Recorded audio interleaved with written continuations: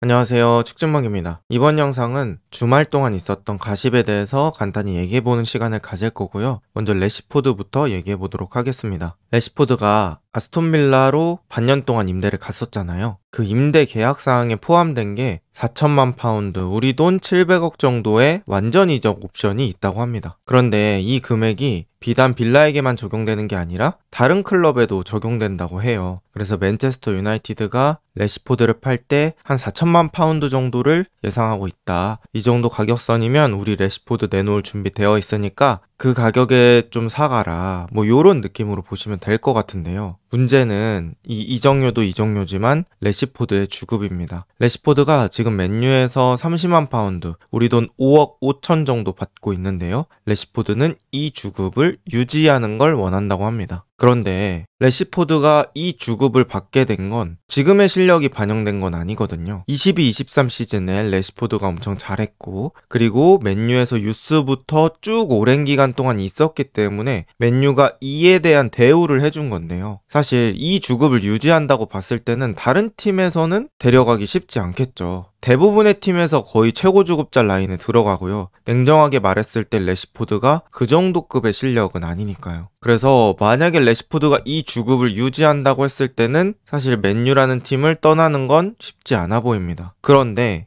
아모림은 래시포드의 복귀를 원하지 않다 보니까 래시포드가 맨유로 돌아간다고 하더라도 뛸 수 있을지는 잘 모르겠어요. 만약에 여기서 래시포드가 배째 난 진짜 돈만 받으면 돼 라고 생각했을 때는 뭐 상관없겠죠. 어차피 계약상 지키면서 경기 안 뛰고 돈만 받아도 되니까. 그런데 그게 아니라 아직 축구 선수로서의 열망이 남아있다면 래시포드는 뛰는 팀을 찾길 원할 겁니다. 그랬을 경우에는 자신의 주급을 조금 포기할 용의도 있어야 다른 팀으로 이동할 가능성이 높아질 것 같습니다. 어쨌든 래시포드의 이런 생각 때문에 맨유가 래시포드를 매각하는 게 그렇게 쉽지만은 않다라고 보시면 될 것 같습니다. 또 추가적인 맨유 소식이고요. 맨유 올해의 선수가 브루노 페르난데스로 정해졌다고 합니다. 뭐 사실 이거 브루노 안 주면 진짜 엉엉 울 수도 있을 것 같아요. 그 정도로 브루노가 올 시즌 맨유에서 해준 게 너무 많고요. 리그 55경기에서 19골과 17개 어시스트를 만들어냈고 아직도 진행 중입니다. 그리고 무려 4,753분이라는 어마어마한 시간을 소화해냈고요. 창의성, 침착성, 클러치 능력 뭐 하나 빠지는 게 하나도 없습니다. 그래서 맨유에 브루노가 있을 때와 없을 때 이 공격 전개의 고급성이 달라진다고 생각을 하고요. 심지어 부상도 잘 안 당합니다. 큰 부상 없이 오랜 시간 동안 많은 경기에 출장을 했던 브루노고요. 또 심지어 많이 뜁니다. 그래서 이 브루노라는 선수는 명실상부 맨유의 레전드가 되고 있지 않나 이렇게 생각을 합니다. 과연 브루노가 유로파 우승도 캐리할 수 있을지 지켜보겠습니다. 그 다음은 뉴캐슬 얘기 좀 해볼 건데요. 뉴캐슬 에디아우 감독이 우리 좀 내버려두라는 식의 그런 얘기를 좀 했습니다. 하도 이삭하고 고든 이런 선수들을 데려가고 싶다, 뭐 관심 표현한다, 그냥 기사로 봐도 그런 것들이 많은데 실제로 기자들의 질문이라든지 그런 것들을 엄청 많이 받았을 거잖아요. 그래서 그런 것들에 대한 답답함을 좀 토로했어요. 우리 선수들이 다른 클럽과 연결되는 건 정말 답답하다. 이해가 되지 않는다. 그리고 뉴캐슬이 몇 년간 그 PSR이라고 재정 관련 규정 때문에 좀 고생을 했지만 그런 것도 어느 정도 다 정리된 상황이어서 이제는 전력 약화가 아닌 보강을 할 때다. 이렇게 말을 했기 때문에 우리는 우리 선수 지킬 수 있다. 또 우리 선수들은 팀에서 행복하니까 제발 좀 내버려둬라. 뭐 이런 뉘앙스의 얘기를 했던 것 같습니다. 그리고 이제 추가적으로 리브라멘토라는 선수가 맨체스터 시티에 관심을 받았었는데요. 리브라멘토는 풀백에서 뛰는 선수고요. 02년생 22살 잉글랜드 국적의 좌우 풀백입니다. 이 리브라멘토라는 선수의 장점이 뭐 왼쪽도 뛸 수 있고 오른쪽도 뛸 수 있고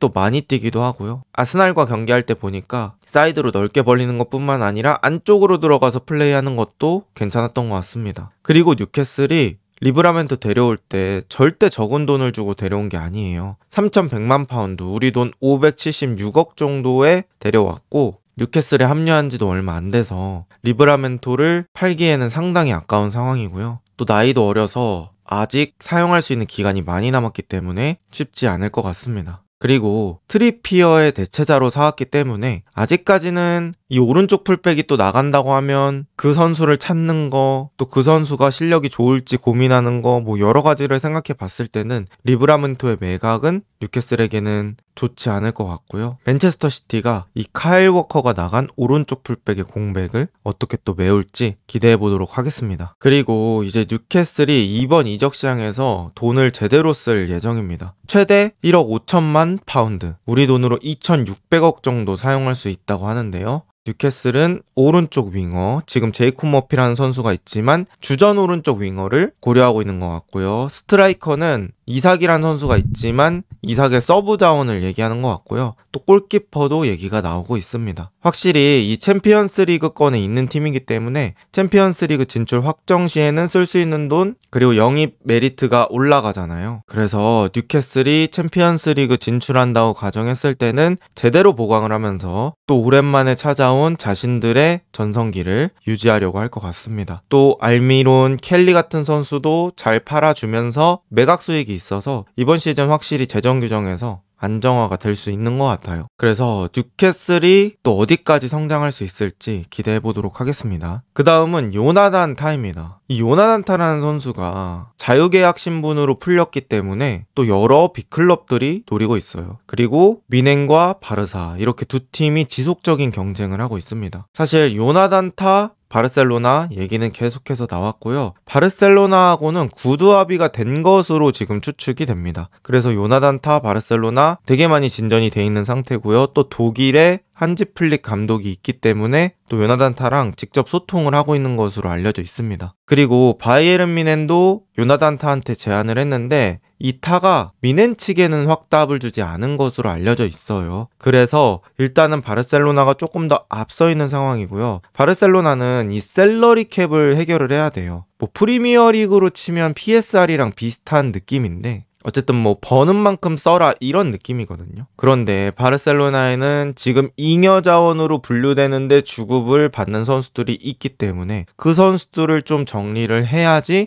요나단 타를 영입할 수 있는 그런 자리가 생깁니다. 그래서 플릭은 아직 나도 원하고 있으니까 좀 기다려 달라 이렇게 얘기를 한 것 같고요. 이 셀러리 캡 해결하는 시간 동안 타는 기다릴 용의가 있다 이런 식의 얘기가 나오고 있어서 확실히 바르셀로나랑 많이 가까워져 있는 상황이다 이렇게 보면 될 것 같고요. 이 요나단 타의 이적에 따라서 또 김민재의 이적도 영향이 있을 수 있기 때문에 계속해서 관심 가지고 지켜봐야 할 이적 사가 같습니다. 그런데 이 요나단 타를 바르셀로나가 원할 수밖에 없는 이유가 바로 이거 같아요. 바르셀로나가 올 시즌은 진짜 압도적인 공격력으로 리그를 씹어 먹었거든요. 지금 아직 리그가 종료되지 않은 상황에서 리그 99골을 득점했거든요. 이제 100골까지 한 골이 남았는데 그 정도로 압도적인 공격력을 보여줬고요. 그에 반해서 실점은 5위입니다. 리그 39실점이고요. 아무래도 이 바르셀로나의 수비 방식이 리스크가 있잖아요. 오프사이드 트랩 써서 높은 오프사이드 라인 만들고 성공하면 좋지만 뚫렸을 때는 엄청난 리스크. 이게 저는 이렇게 표현을 하고 싶은 게 수비를 못하는 게 아니고 할 수 없게 돼버리는 상황이 자꾸 생깁니다. 그러니까 이 센터백들이 전체적인 수비 대형 안에서 수비를 하는 게 아니라 자꾸 소수 대 소수 싸움으로 상대 공격수들과 맞서는 상황이 생겨버려요.